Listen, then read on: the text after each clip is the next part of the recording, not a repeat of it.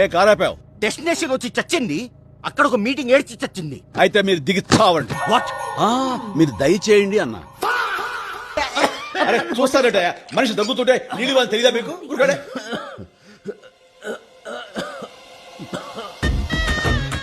నాన్నారు అర్చేసేసరికి tension లో తాగేసేసింది. వణకం వేలాయుధం సారే, మీ వాణి కొట్టే అవకాశం మళ్ళీ నాకు ఇచ్చారు. రొంబ రొంబ నండ్రి.